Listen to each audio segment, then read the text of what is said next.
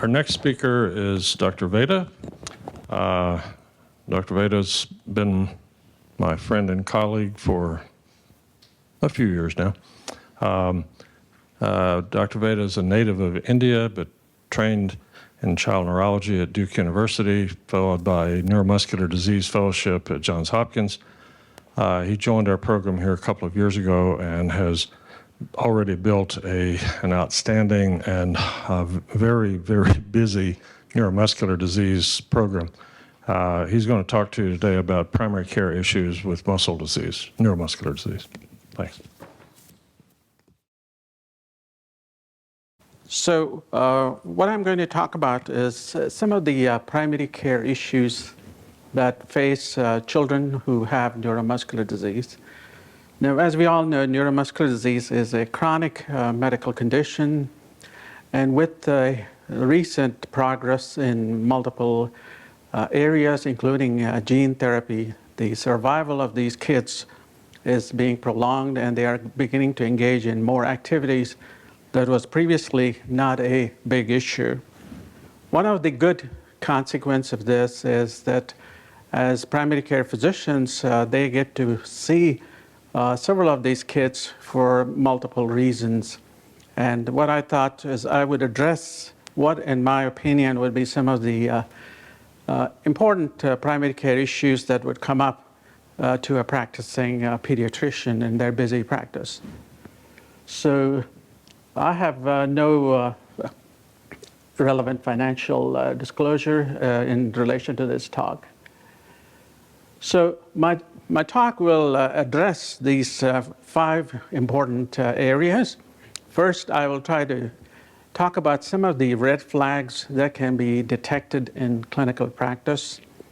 And the second, we'll also address what are the issues and questions that come up in terms of childhood vaccinations for these kids. And third, as pediatrician, we are always concerned about growth and nutrition. What are the issues that are somewhat different and important in neuromuscular patients. And this is very critical for pediatricians who are taking care of patients in the hospital setting with acute illness and as after surgery in terms of some of their unique issues and medical problems. And lastly, quite important is what kind of restrictions generally we should ask these children what kind of restrictions should be given to these kids in terms of school activities. So I'm going to start with a case, and this is just to emphasize that quite often as practicing pediatrician, you're likely to see this. So here is a 5-year-old boy who comes in with a delay in language and social skills. When the pediatrician examines, notices that he is a bit clumsy. He was fumbling, stumbling and falling more often. And for some reason ended up with getting a metabolic panel, and there we had elevated liver enzymes, AST and ALT, which is quite significantly, But then we also see that the bilirubin and the albumin, they're quite normal. Now, in the past, when I started practice, we used to have gamma GT as part of the liver panel, and these days they don't include that. So this child got referred to a gastroenterologist because of persistent elevation in transaminases. And then, of course, the GI doctor went ahead and had a viral panel, which was normal for hepatitis, a liver ultrasound, and then even a normal liver biopsy. So this all ended up several months of workup. And eventually, the hepatologist felt that this is probably not liver. And then a CPK was done in the neuromuscular clinic, and it was 7,800 international units, clearly about 40 to 50-fold higher than what it should be. That led to genetic testing for dystrophin disease being the most common in this setting, in this age group, showing that there was a deletion of exons 45 through 51, fairly common pattern, and a diagnosis of Duchenne. So the point in this is that many times we get misled by some of these lab work, and we should actually focus more on clinical exam findings that would be of more value. Let's see. This one.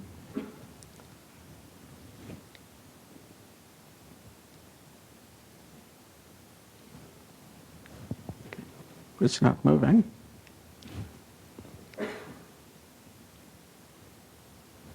Okay. Huh?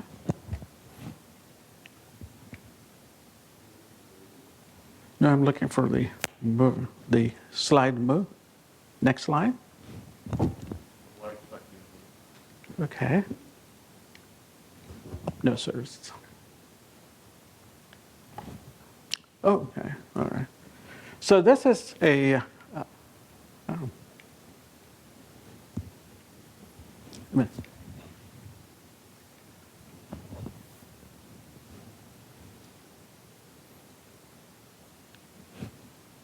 Oh, you just go up on the upper end. Okay.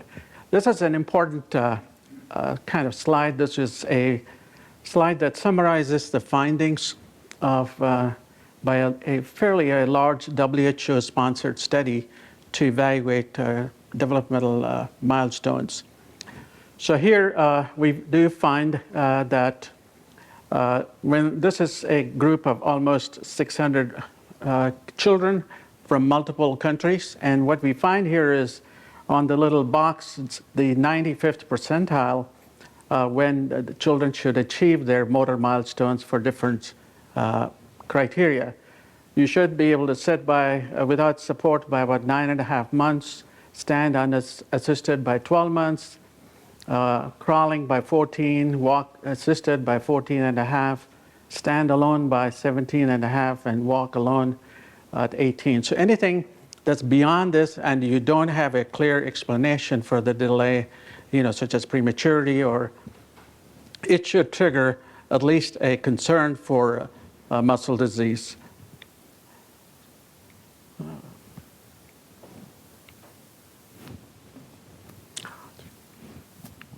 Okay, the other scenario that comes up in pediatric practice is seeing a floppy infant. So quite often the question comes up is this floppy infant floppy because of brain-related disease, or is this floppy because of muscle or neuromuscular related part? So these are some of the easy clinical points that can be elicited and can help in differentiation. So if the tone is decreased both in the muscles of the trunk and limb, it's more likely to favor a central cause, meaning brain. If the tendon reflexes are preserved or hyperactive, they go more in line with central. Whereas if they are hypoactive or difficult to find, more often, you should consider that it could be coming from a neuromuscular reason. Encephalopathy, meaning the child is not alert and attentive and appears, versus a child who is hyper alert, appears very normal. That favors more a neuromuscular reason. Persistence of reflexes that you would expect to be gone, such as Moro's asymmetric tonic neck response and grasps, that should lead to concerns for central cause versus its absence favors peripheral. And then if you're happening to see this child over, say, a few months, the evolution is also important because in general, when low tone and weakness is seen from central reasons, it often will move on to having hypertonia over time, versus here the muscle weakness will persist and would expect to increase in severity. So I'm having time with the oral. Can I just ask you to change or when I come to the next slide? Okay, so what are some of the important clinical clues that I use and probably can be used in any pediatric is delays in or regression in motor milestones. We talked about the salient 6 points. Low muscle tone or imbalance in a child, especially one that's progressing or of new onset. Numbness, if the child is complaining of it persistently, and you can elicit lack of sensation. Loss of tendon reflexes is important clinical finding, or absence again. and that should lead to concern for muscle or neuromuscular disease.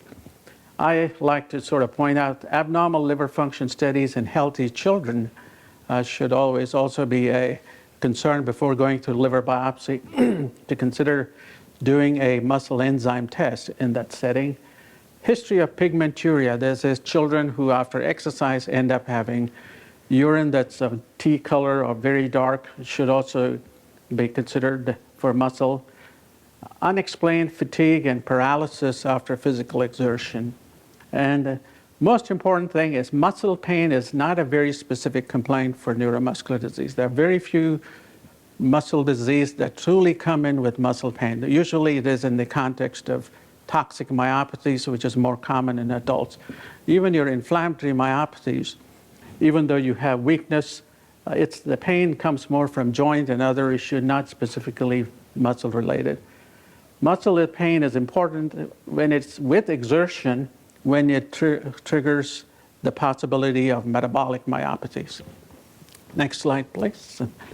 So some of the useful laboratory studies that can be done in primary care setting is when you suspect muscle weakness, you could do a serum creatine kinase, vitamin D levels, serum electrolytes, and then when your principal complaints are more with numbness and tingling, be sure not to forget vitamin deficiencies, B12, folic acid. Copper is often missed, but it keeps company with the same B12 folate deficiency. You present more or less similarly as far as the neurologic condition, because thiamine is an important thing, especially in children who are hospitalized and who are maintained NPO for days together.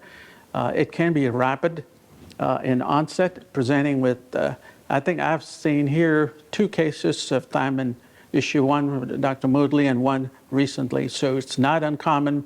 It does happen, and it should be kept in consideration. B6, quite uncommon. And children, you could also, especially in the right setting, if the kids are heavy set, screen for hemoglobin A1C.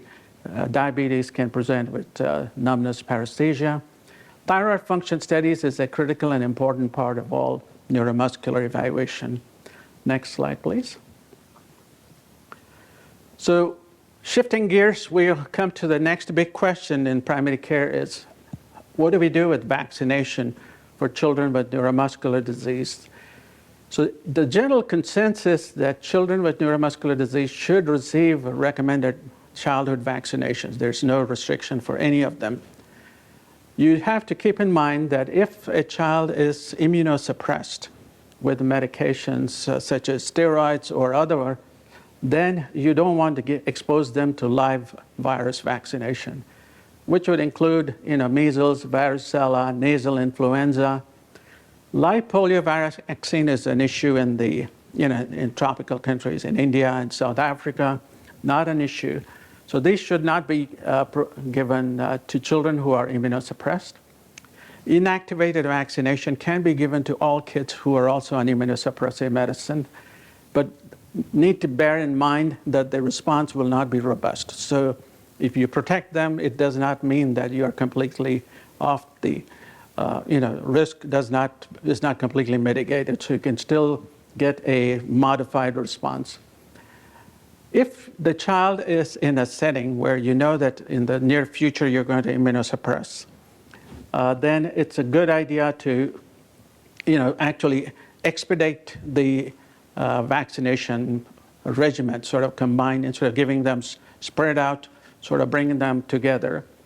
And also one other thing is that when you complete the immunotherapy for, say, a certain length of time, consider revaccinating. So that because the response will not be good while you vaccinated, the child was on the immunotherapy regimen. Next slide, please. So the common immunotherapy that we use in pediatric neuromuscular patients these days is in spinal muscular atrophy, we use oral and high-dose steroids, especially when they have a reaction to the gene therapy.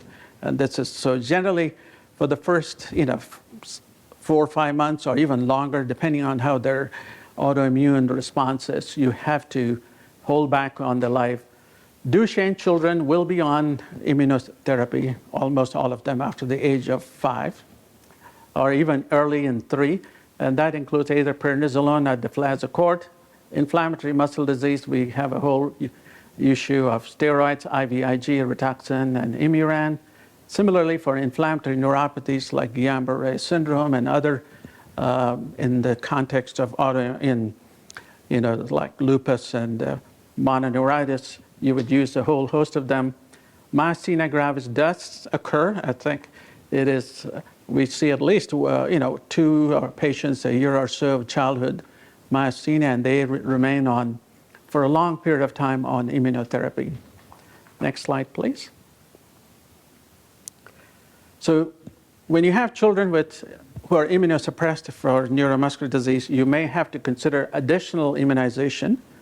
And so the most important one that I emphasize and I try to check on, and it's important, is that their Pneumovax status is up to date. This would help with preventing community-acquired pneumonias. Influenza vaccination should be given as appropriate. Meningococcus should be administered. Plus, for certain types of immunotherapy medicines, especially complement 5B inhibitors, if you're going to use meningococcal vaccination, it's essential. Revaccination after immunosuppression is over. We kind of talked about this. There's no contraindication for COVID vaccination for neuromuscular patients. And also, there's absolutely no data about the recent influenza vaccination increasing risk for neuropathies. So you could freely and give all kids with neuromuscular disease should be immunized for influenza. Next slide, please. The growth and nutritional issues are another big area that's important for these children. We have both ends of the spectrum of problem. We have children who would be low and failure to thrive, and then you would have children who are obese and at the other end. Underweight is fairly common when children cannot swallow or have GI issues, and then excessive weight when they lose ambulation and get in the wheelchair. Short stature and slow gain in height is often seen in many neuromuscular conditions, and many times we accentuate it when we use steroids and immunosuppressive therapy. And delayed puberty is an important factor, especially in males, because it is important for muscle growth and also for bone health. And that needs to be addressed appropriately. And especially in Duchenne boys, it is an important criteria that we monitor and try to get them on testosterone treatment if they are delayed consistently. Vitamin deficiency is very common, especially D. Then others that are commonly we do see is iron, B12, and folate. My practice, I always check this at the first initial, and every 6 months or so, I try to look for vitamin deficiency because this is quite easy to correct. Next slide, please. Now, one of the things, this is a picture I just showing here that what you see on the dark line, and there's a faint line above it, this is just patients with spinal muscular atrophy, and it shows how the growth curves are different. The faint line represents the normal, normative data for children, and then the dark lines are the ones for the spinal muscular atrophy. The one on your left-hand panel is SMA2, right hand is SMA1. So what you see is initially they seem to follow along with the course, and then you see them sort of flattening out and falling off. And we are beginning to use this more often now in terms of making a determination as to whether they are overweight or not. Next slide, please. Now, vitamin deficiency, D is the most common. It can also accentuate or make your muscle disease symptoms worse. And also there is a vitamin D myopathy, though not very. And then B12, folate, copper causes polyneuropathy and a myelopathy. Thiamine with polyneuropathy and Wernicke's disease. Pyridoxine if it's a small fiber neuropathy, but usually when it's high dose, but not very common. Vitamin E myopathy, the most important subgroup here we think about is children with cystic fibrosis and malabsorption disorders. and similarly L-carnitine. So there is value in testing for these when children come in the primary care setting with muscle symptoms, because these are easily correctable. Next, please. So bone health is another very critical and important area, which for children with muscle disease, they already have a high risk for bone loss because of lack of physical strength and activity. Compression fractures of vertebra and non-displaced fractures are common. Muscle weakness, actually, and loss of ambulation, undernutrition, and also vitamin D deficiency are important factors. We have to screen these children with a high index of suspicion. We are doing it more now than before. Bone density measurements are not done very routinely, but it is becoming standard of practice for children with muscle disease. And the problem is still in terms of how to deal with this.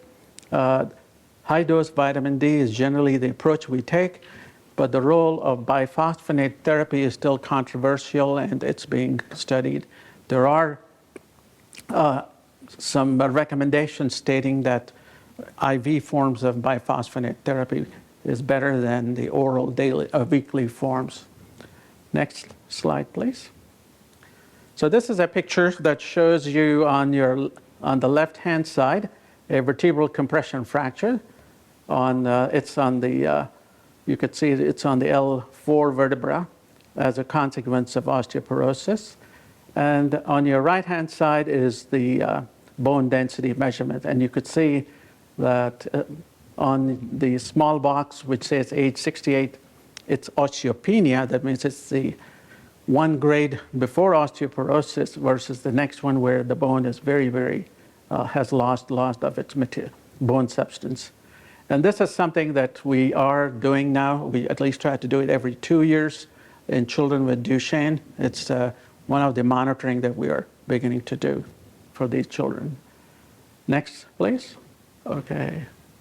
Now, I'm just showing you this picture because this is a study from the endocrine group in Children's Hospital in Birmingham, which was published in 2015. And what this is representing is a group, there's a group in Europe who are monitoring bone health and bone-related issues amongst the endocrinologists.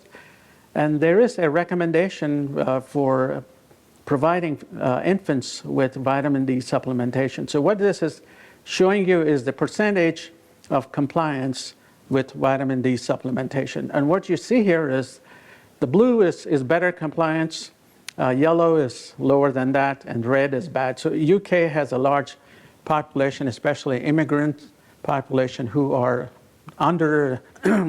do not get the adequate amount of vitamin D, and the consequences of this.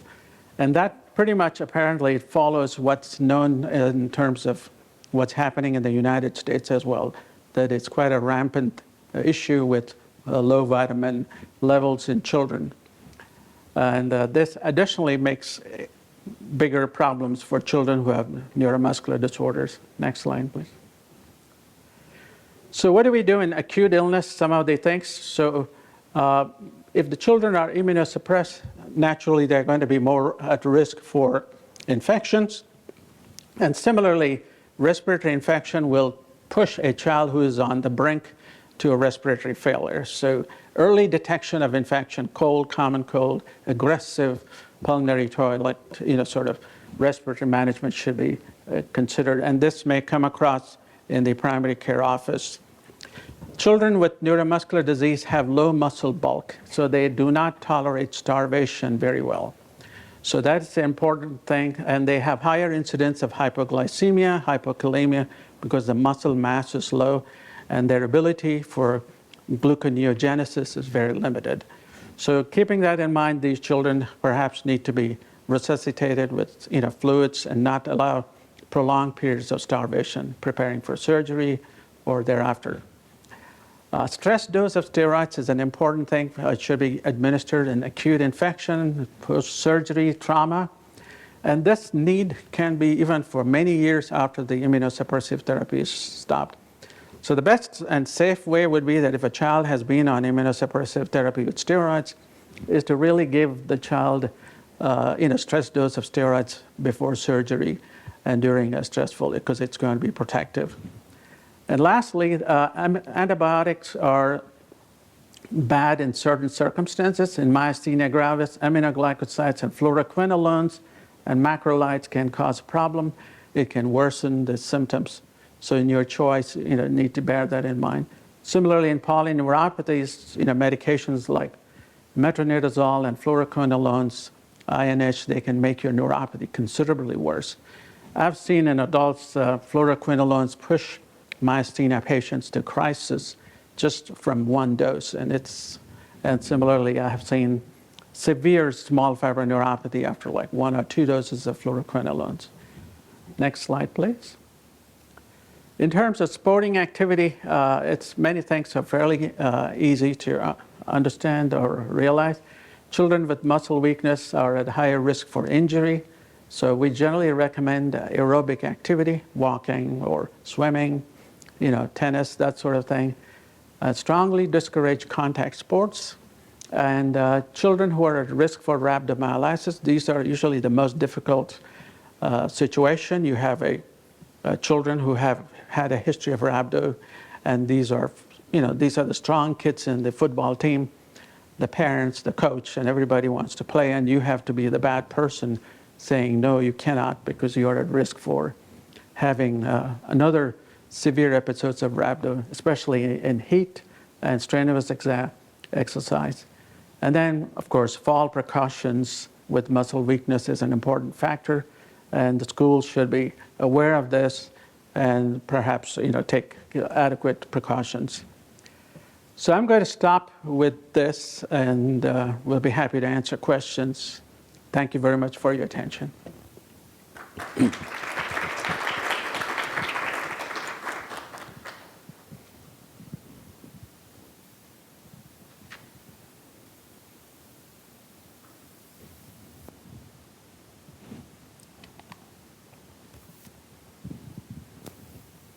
Okay.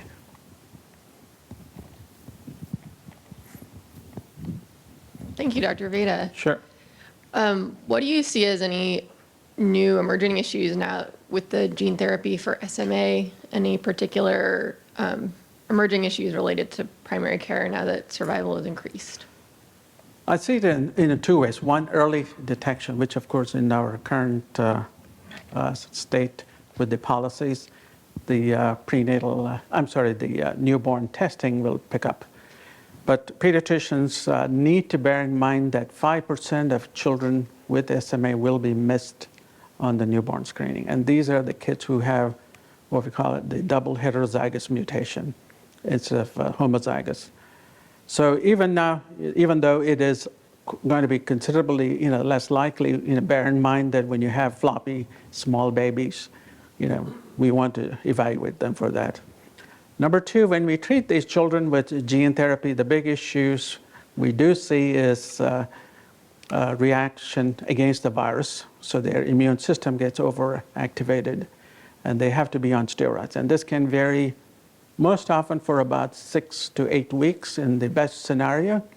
And in some scenario, it could last for several months and could include also high-dose steroids, plasmapheresis, and rituximab. So those children would be, again, at high risk. But once these are dealt with, I think the rest of them will depend upon how much residual weakness they have. So if they have moderate amount of weakness, they, of course, will go through the standard approach of pulmonary evaluation and pulmonary, airway clearance and airway support.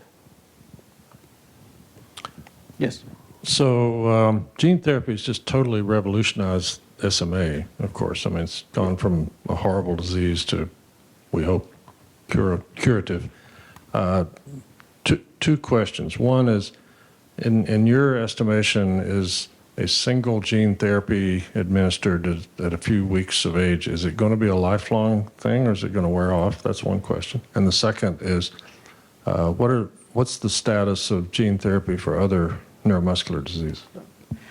Coming to the first question, I think the earlier the gene therapy is administered, the more robust is the response. So children who get them in the first month, which is they are more likely to have a better response. In terms of what is how long will this last, it's still an open question, but people think it may be for many years, or could be even, for the rest of their lives. There are some who have had gene therapy where the timing is such that it was delayed for a variety of reasons, 6 months or even up to a year, because you could give this tech by the FDA standards, you could give gene therapy up to age 2. So if it is delayed further, then the likelihood or the response is not as robust. And then you do see instances where there is recurrence and weakness. In those circumstances, now we are treating them with the other treatments, which is nusinersen, which is anti-ASO, antisense oligonucleotide therapy, or with the small molecule risdiplam, which again will repair. Now, there's a study that is in progress to really answer the question, how long will they last? But the general consensus is, if you treat it real early, the likelihood that it's going to last long, versus there have been instances, at least I have one patient who got that fairly late, around close to 14 months or so, didn't really see any real benefit from it. He got the gene therapy, didn't really improve, and then had to be on the nusinersen. In terms of the second one, for Duchenne muscular dystrophy, we are, it looks like it's going to be very soon the gene therapy may become available.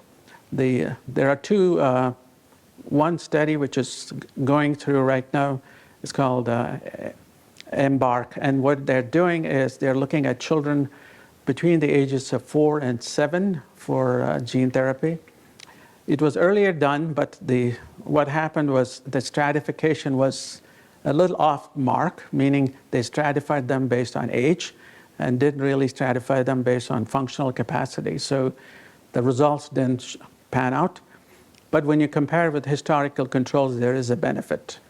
So now the next phase is where they are stratifying them based on their function, and it should be fairly in about a year or so we'll know. But it's going to be coming up soon.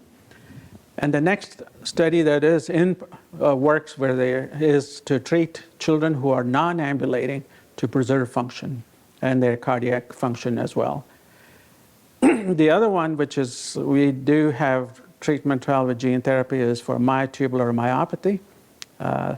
There was a little issue because they failed to recognize that it can cause liver disease, and now it's being brought into consideration.